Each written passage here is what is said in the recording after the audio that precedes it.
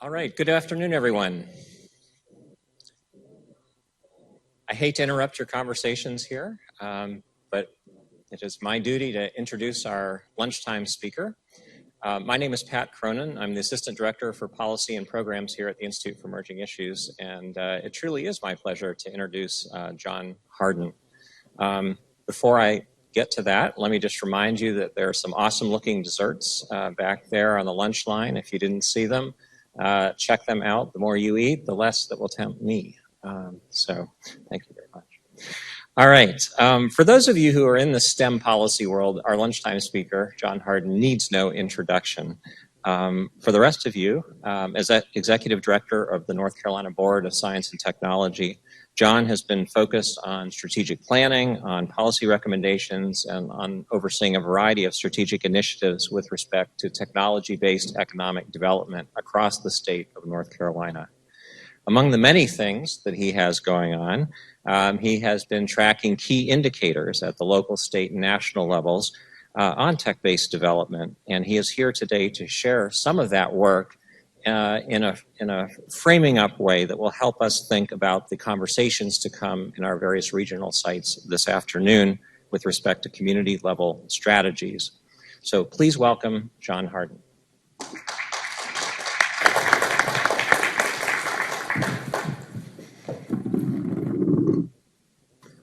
Thank you very much. For those of you who were at this summit last year, you may wonder whether this presentation is going to be exactly like last year's presentation. It is not going to be like last year's presentation. I am going to be presenting on the Tracking Innovation Report, but that's not all that I'm talking about. That's supplemental information to some larger themes that I want to stress. But a lot of the information that comes today is from this Tracking Innovation 2013 report, and it's available on our website if you'd like to go see that. So the title of my talk is STEM, North Carolina's Communities and the 3 Ps. I don't know if there were 3 Ps out there, but I just kind of made up 3 Ps. The first word in there, paramountcy, you may say, is that really a word?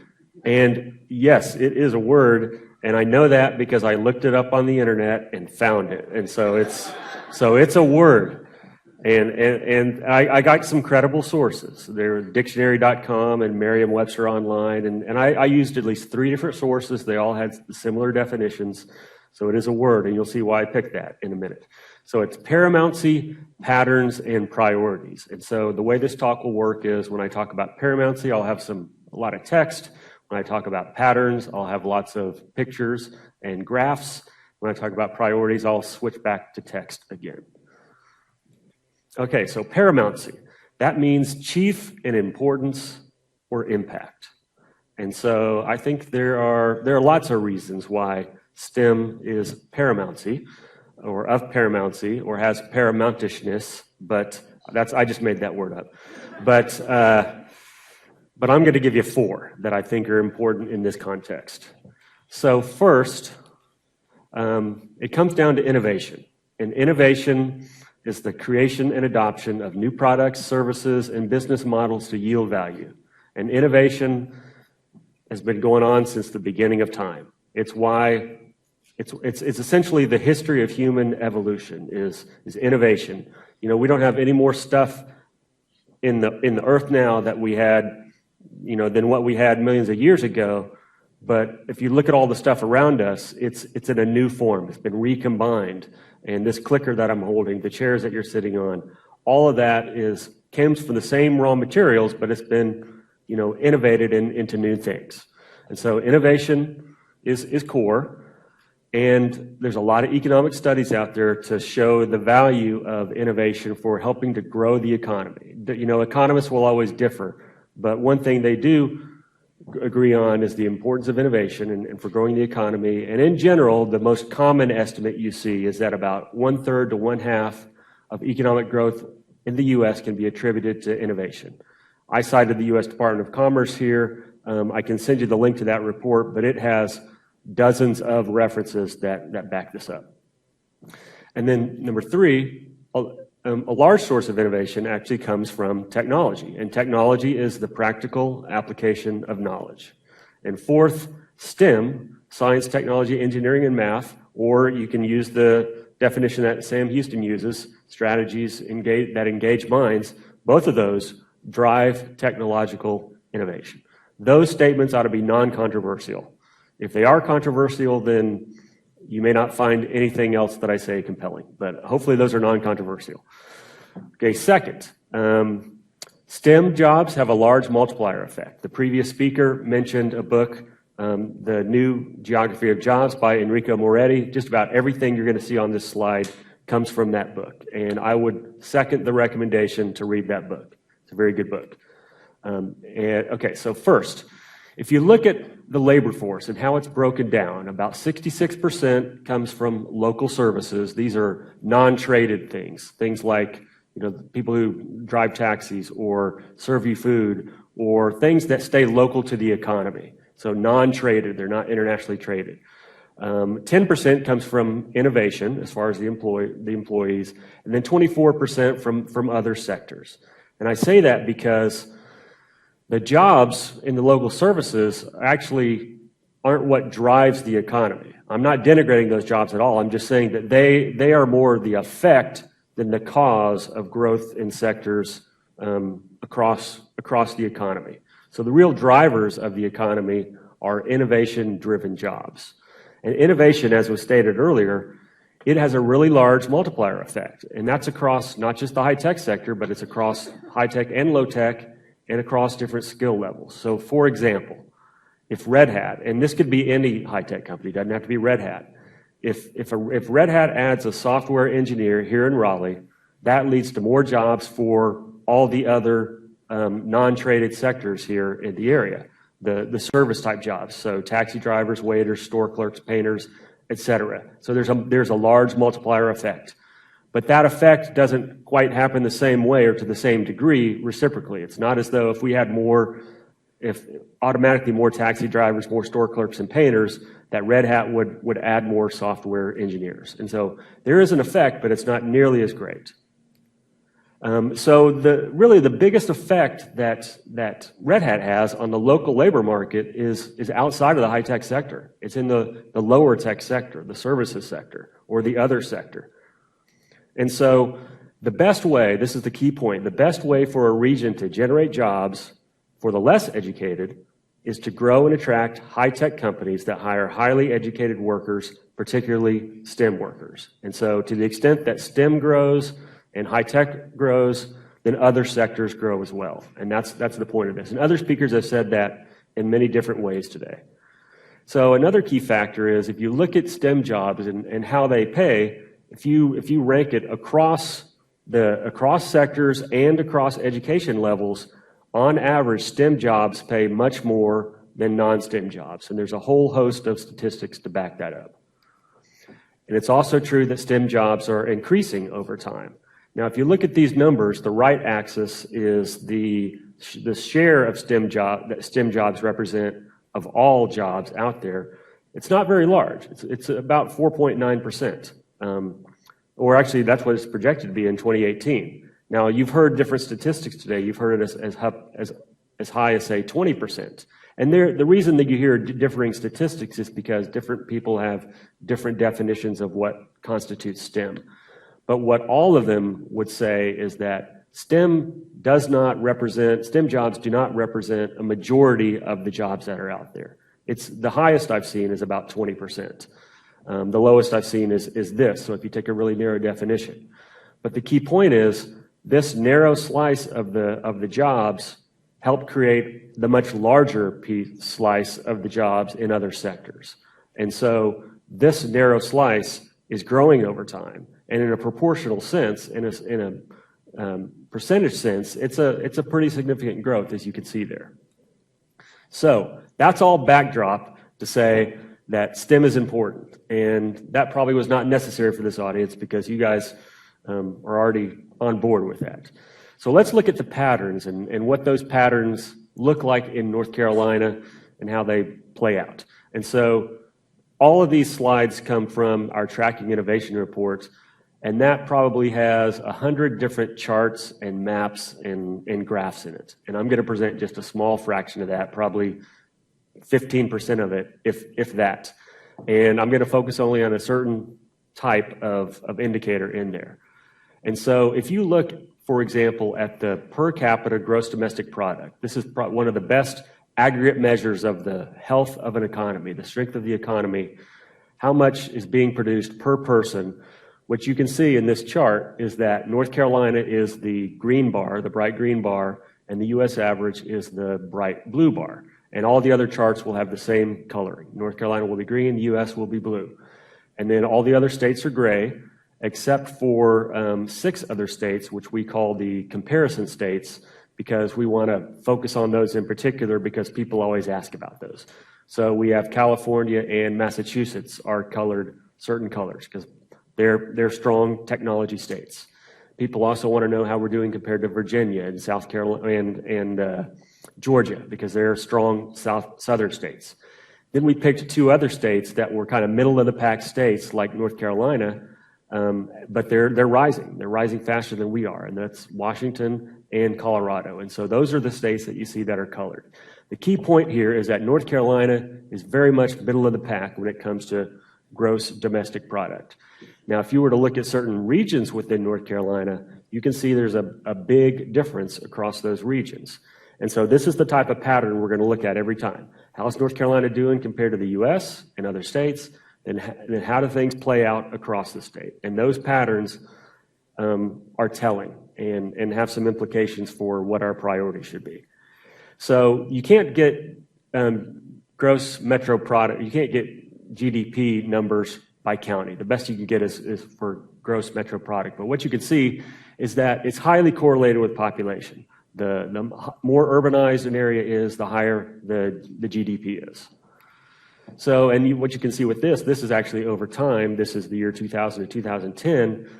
What you can see is the 2 largest metro areas, the Durham-Chapel Hill area, and that's a U.S. government-defined metro area, the Durham-Chapel Hill metro area, and the Charlotte-Gastonia-Rock Hill metro areas, which are the most populous. They are clearly the highest in terms of GDP.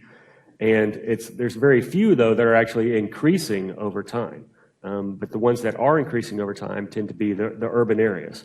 Most of them are actually below the U.S. average. You can see the U.S. metro average is that blue line kind of right there in the middle. Almost all the other metro areas in North Carolina are below the U.S. average when it comes to GDP. And most of them are not increasing that much. A few of them are, but most are either holding their own and some are even declining.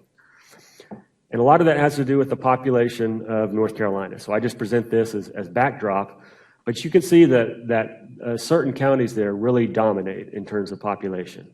And here's a key fact that I think is really critical. So what this shows you is it's broken down by county, at least the top 18 counties, and it shows you the population in 2000 and then 2010, how much that changed in real numbers, what was the percentage change, and then the cumulative percent of the total change. What this shows you is within that red box, the top 6 counties in terms of percent of total change, they represent 50% of the population growth in North Carolina. North Carolina has 100 counties. So what this means is 6% of the counties represent 50% of the total population change. And that's people coming from outside of the state as well as people relocating within the state. If you take that whole list, you have 18 counties there. Those 18 counties, 18% of the counties account for 3/4 of the population change in the state. So it's very highly concentrated in a small number of counties. Then if you look at, say, the average annual wage, another outcome measure, you can see North Carolina, again, ranks kind of middle of the pack. All the comparison states are ahead of us. If you look at the map, how that plays out across North Carolina, this is a pattern that you will see in virtually every map that's out there, is that the urban areas are much stronger and the rural areas do not fare as well. So this is a key indicator here, and I think this indicator drives almost every other value that you see on these other indicators. So the first 2 indicators that I showed you, GDP and income or wage levels, those were kind of outcome measures. That's how the economy is doing overall in an outcome sense. But there are things that are precedent to that cause those outcomes. And one of the key ones is, as you would expect, is the percent of the economy that is considered high tech. And the definition that's used for high tech is a U.S. government definition that's used that takes into account the workforce training and background and skills that are employed in those companies. So North Carolina, consistent pattern, is 24th in the U.S. when it comes to high-tech establishments as a percentage of all establishments in the state. Now, one thing you may be saying is, well, gosh, these data are back from 2008. And one reason is because this study was done about a year ago, but even when there's always a lag time on the data, especially when you're comparing across states. So for no indicators can you get data in real time. There's almost always a 1 or 2 year lag time, and sometimes up to 3 or 4. But what's also the case is these indicators do not change dramatically over time. So if we're 24th in 2008, we're not going to be number 2 in 2014, and we're also not going to be number 49 in 2014. I mean, they just don't change that much over time. These things change kind of glacially. Again, these maps look very similar. The high technology businesses are actually even more concentrated than I think the income levels were. 2 counties there, Wake County and Mecklenburg County, account for, I don't know what it is in percentage terms, but they are very strongly concentrated in terms of high-tech businesses. And I want to say one thing here. I'm not saying high-tech good, non-high-tech bad. I'm not making normative judgments here. I'm just stating empirical facts. So if you look at the employment in high-tech establishments, we actually fare a little bit lower there. We were 24th in terms of high-tech establishments, 29th in terms of employment in high technology establishments. Again, we're below the U.S. average. This map looks very similar to the one that you just saw about establishments. Now, if we turn to another input measure, educational attainment, again, North Carolina is very much middle of the pack. And we're below the U.S. average, and we're behind all the comparison states. If you look, and this was actually, I should say, this is a weighted measure of educational attainment. And what that means is it takes into account the whole spectrum of educational attainment. It takes into account what percentage of the population has a high school degree, a community college degree, a bachelor's degree, professional degree, and then a PhD. And so it takes all of those into account and affords slightly higher weight to the higher degree levels. And so the numbers on the left axis there may not be meaningful in a true sense, but what matters is how they compare in a relative sense. And so North Carolina on this measure ranks 26th. But this ranking would be very similar if we had, PhD listed here or we had bachelor's degrees. It's very similar. So if you take that same weighted measure and see how it plays out across the state, this map is almost a mirror image of the previous maps that you've seen. Then if you look at the in-migration of college-educated adults, you can see that actually is more concentrated than this map. So this is where people are currently educated. This is where educated people are moving to. And so consistent with those population trends that you saw, the more and more people that are higher educated are moving to the urban areas. This is a trend that's occurring not just in North Carolina, but worldwide and also in the U.S. And this is a natural trend, and it's very hard to change. And I'm not sure that you should try to change it, but I think you should, at a minimum, take it into account when you are, recommending policy solutions and determining how to respond to these changes.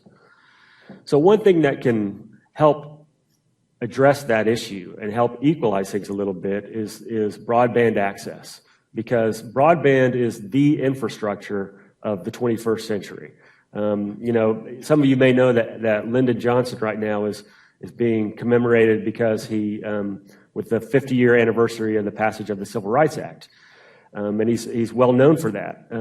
But another thing that he's actually well known for, more regionally than the U.S., is helping with rural electrification. That was a huge deal back at that time. I mean, that changed people's lives when they did rural electrification, especially in Texas, where he was from. People that had never been connected to the rest of the world or became connected when they got electricity. And it's the same thing with broadband. And so broadband, nationwide, I don't have a chart here that shows how North Carolina compares nationwide, but we're pretty much right, middle of the pack when it comes to broadband access. Where we're not as good at is broadband deployment. Is that correct, Deb? Did I get that right? Adoption, yes, adoption. So deployment we're good, but adoption we're not as good on. But as was noted earlier, a previous speaker, we have a great backbone to build on. This is the middle mile infrastructure that's managed by MCNC, and this is top in the country as far as a backbone. But this is the middle mile, it's not the last mile, and where the challenge is the last mile. I'm not a broadband expert, but I think there's a real opportunity here to capitalize on the middle mile assets in a way that can reach the last miles in a way that's much more efficient and effective than I think a lot of states can do. So that brings us to what I think the priorities are. And priorities are things that should be given precedence or special attention. Now, when I show you the list, there won't be any surprises there. In fact, you'll probably say, this is common sense, or that's obvious. In fact, my wife has a nickname for me, and that's the master of the obvious. And that's, which I take as a compliment, because actually some of the most profound and important things in the world are obvious. And they're so obvious that we take them for granted. And that's the nature of life. And the issue is not recognizing these things. I think the issue and the challenge is acting on these things and implementing and executing. And so that's where the challenge is.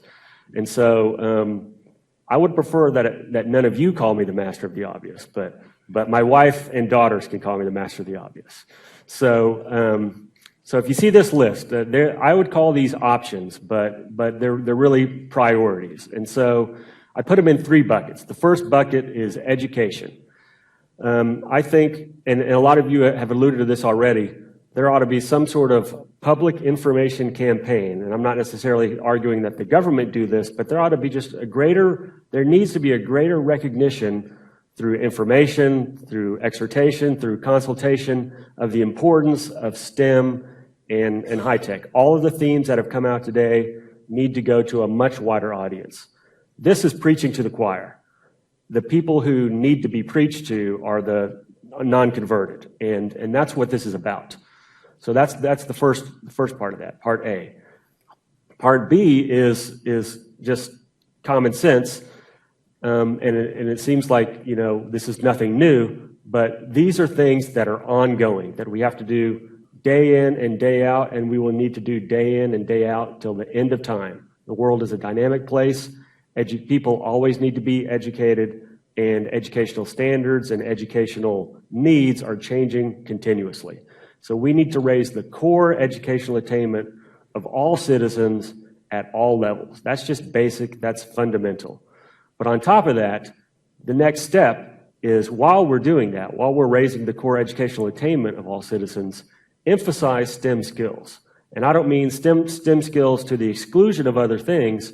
These things it's not a zero-sum game. It's STEM skills in addition to or in a complementary way with other skills as well. But if you're lacking these STEM skills in today's economy, you will be lacking in a lot of other ways. So the second bucket is commerce. And all of this has to do with high-tech / STEM companies. And what I put here was there's 3 ways we can get more of those in North Carolina. We can recruit more, we can start and grow new companies of that type, and we can assist the existing companies of that type that are already here. Now, before each one of those, you see the word strategically. And that's because we should be strategic about doing this. There are certain STEM high-tech companies in North Carolina that we have strengths in and some that we don't. And we all have fixed bandwidth and we have fixed amount of resources. So to the extent that we want to focus, we need to focus in a smart sort of way. And so strategically simply means do our homework, figure out what's going to have the biggest payoff, and go after those companies. And we can do that in a way that's very inclusive. It doesn't have to be super targeted, but there are some things that we probably should not devote a lot of attention to. And then finally, the last underlying part of this is infrastructure.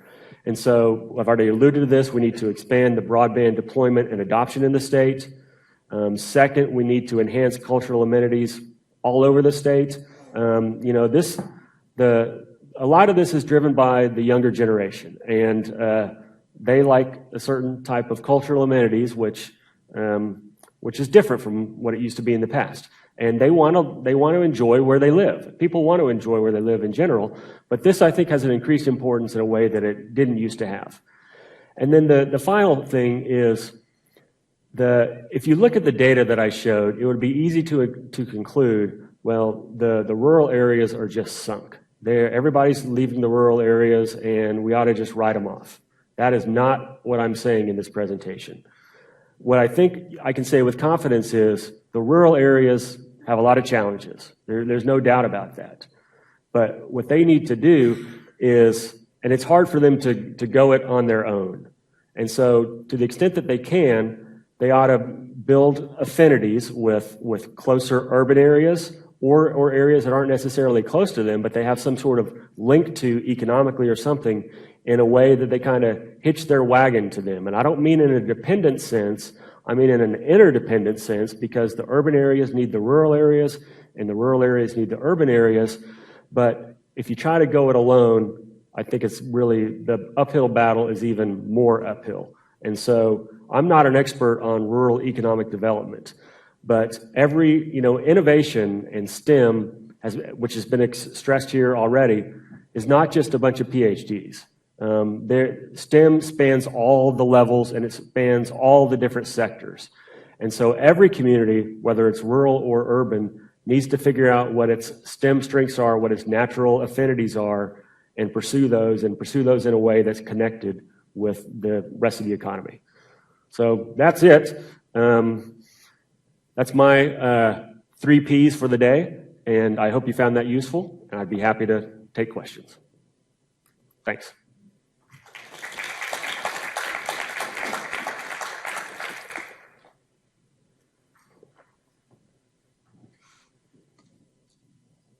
Questions?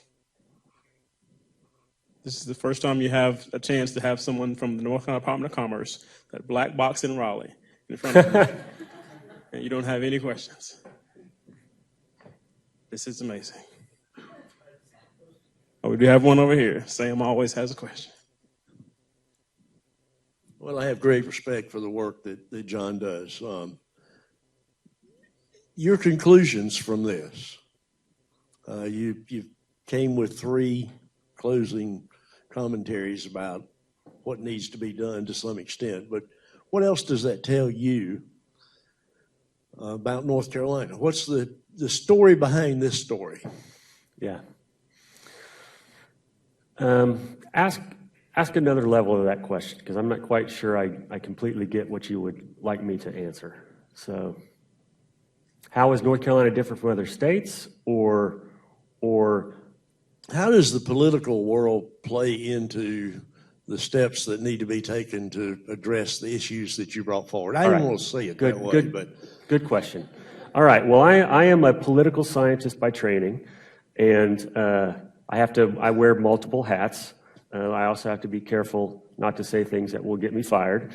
But I also teach a public policy course at UNC, and I'm teaching this semester, and I've got a class in about 2 hours that I've got to go to.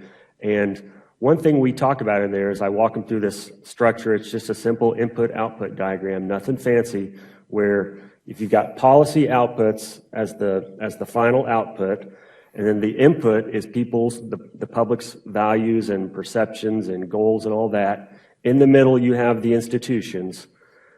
And I use this as the framework for the whole course, basically to say, nothing magical there, that if you don't like the outputs here in terms of policy outputs, you got 2 things to look at. One is the institutions. Is there something wrong with the institutions that needs to be changed? Or prior to that, you've got to look at the the citizenry and the public and their values and their understanding. And so those are the two sources for what you get in terms of the outcomes. And they're not unrelated. And so I almost had this presentation be a presentation on science literacy and things like that of the public. And if you go look at the statistics, you will see that the people express a lot of positive attitudes about science and technology and the discoveries that have been made. But my sense is that the support for science is pretty wide, but not very deep. And people are often in technology and STEM and engineering, and they're really pretty intimidated by it. And so they have a hard time translating that to the things that they care about at a deeper emotional level. And I think until we do a better job of connecting that, what is currently shallow support for science and technology with the deeper emotion-driven, passion-driven things, that the politicians aren't going to get it, and therefore the outcomes aren't going to be what we would like. I don't know if that's too general of an answer, but I think it comes down to public understanding and support for, in a deep sort of way, in a meaningful way that translates into change. Yeah. John, again, trying to connect to some of the discussions that were generated in the regional meetings. Can you maybe explore some tactics to overcome some of the barriers of the rural regions of North Carolina? Depending on what data you look at, North Carolina is about 70% rural. Yeah. So can you talk about some tactics that might be employed to either get to those populations or attract those populations to overcome some of these some of the issues that you represented in the graphs that show real concentrations of high technology, education, and so forth, but are real lacking in other areas? That is a really tough question, and I'm not sure that I have a good answer, and this is out of my area of expertise. It's one of the things that our office is going to try to dig into a little bit more. One good source of information on that would be the Brookings Institution has something called the Metropolitan Policy Project that talks a lot about the importance of metropolitan areas, but also has some implications for what non-metropolitan areas can do. And I'm not familiar enough with their recommendations to cite anything, but I would direct you to that as a possible source of information, as well as Enrico Moretti's book, The New Geography of Jobs. But this pattern of things aggregating in urban areas is a long-standing pattern that's been going on for decades, and it's just accelerating. And I don't think there's going to be much that can be done or even should be done to change that. What needs to be done is given those dynamics, how can we ensure that the rural areas don't become wastelands, don't become so hollowed out that there's nothing there? And I honestly don't at the moment have an answer to that, but I think things can be done, and I think the best answer I can give is that what I gave in the presentation, and that is they have to be connected to larger areas. Connections and interactions is a theme that's been coming through a lot here, is that's how people develop, is through interactions. And to the extent that areas are isolated, they are not going to develop.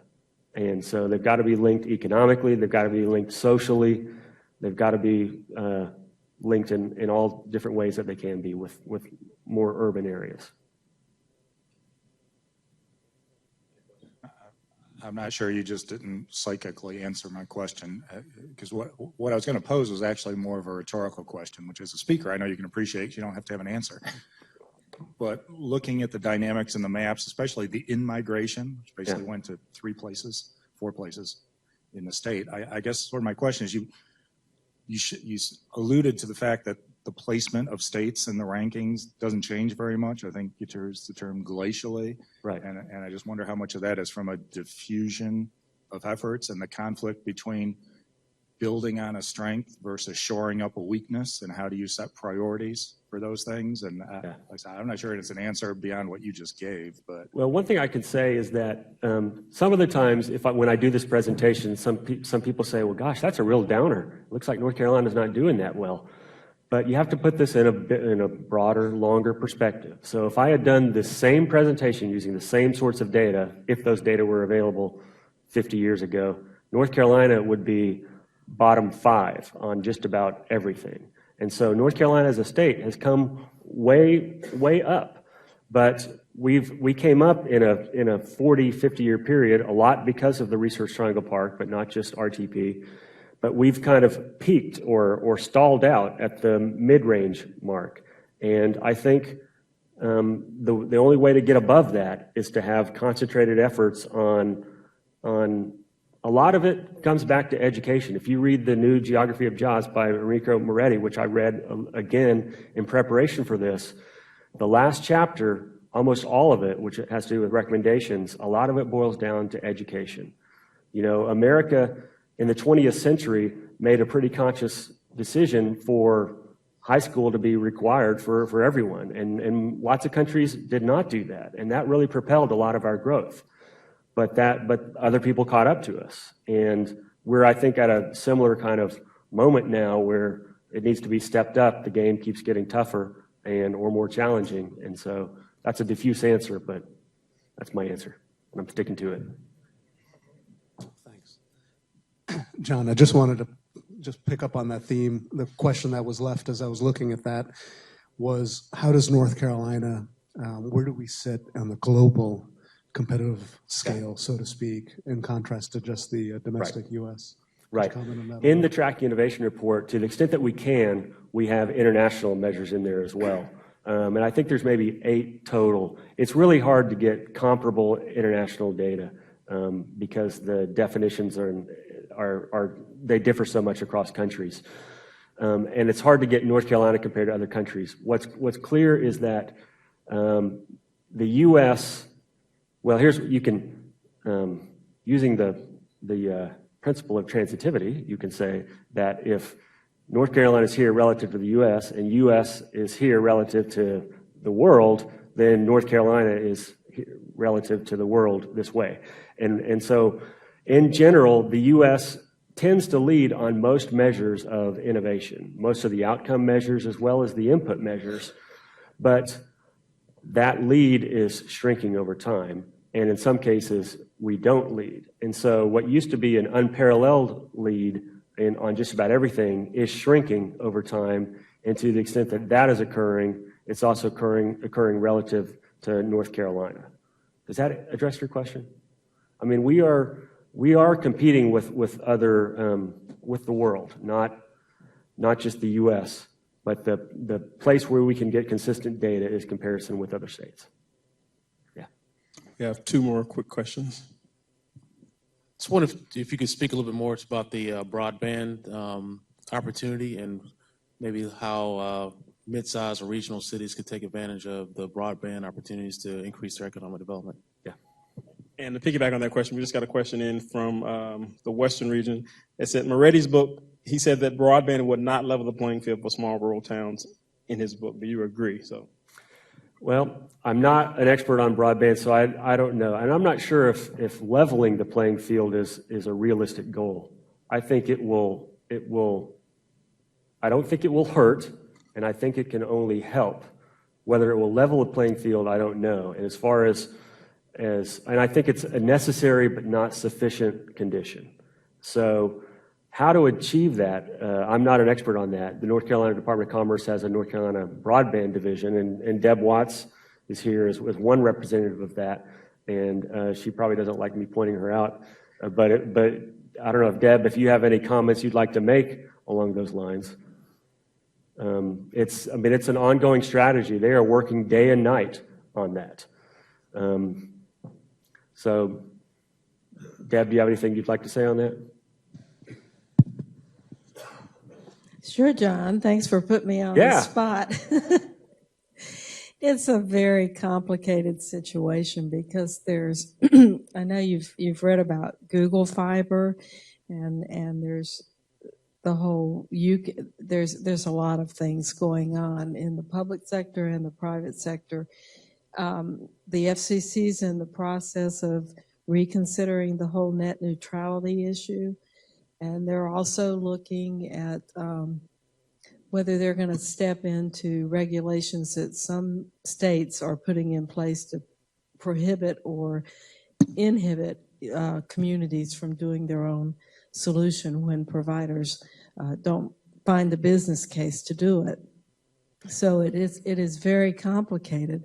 We have, through our division, NC Broadband, we have 3 people who are situated in the regions around the state, and they are working with communities, working with providers, trying to find a common solution, trying to do that public-private partnership, that elusive thing we're all focused on leveraging. And so I think we're making progress. We have towns and counties in the state that, through that common effort, working with small companies, ISPs, and big providers, are looking for ways to get that last mile out. The MCNC middle mile network is making a big difference. It's made a huge difference. That was an enormous investment in the state, excuse me, that was part of the stimulus package. Golden Leaf weighed in on it. There's a lot of partners in that project. MCNC's spearheading that and moving it out. And it's tying in with the public health network. We have a pilot program for the National Public Health Network. We're looking at scaling up. Right now, we're trying to put some proposals together and some partnerships together to go after the new expanded E-rate. E-rate is being reconsidered. So there's the education arena, and there's the health arena. You've got the public safety network. There's a lot of money coming in. So there are these silos of efforts, and part of the challenge is integrating that into a collective that, at the end of the day, makes connectivity better throughout the state. It is a complicated issue. But I can say that people who know what they're doing are working very hard on it. And I think to the extent it can be addressed, they're doing a good job. Last question. Yes, I just wanted you to know if you could possibly elaborate a little bit more on the connections between urban and rural. Are there any key examples? I appreciate the book on it. Do you know of any key examples anywhere in the nation where that's been successful and somewhere we possibly could do some research? No, here's what I know. I know that seems to make sense to me in theory, that these rural areas can't, if they want to succeed, it's going to be very hard, or even harder for them to do it on their own. And to the extent that they can be linked to urban areas, I think that's going to help a lot. That is as far as my knowledge goes at the moment. And I'm not embarrassed to say that. The next step is to say somebody out there has already addressed this to some extent, and so we don't necessarily have to reinvent the wheel. So we want to go out and look and see what models are out there, what research has been done, and then see what possibly could be applied here in North Carolina. Let's thank Dr. Hardin for his presentation.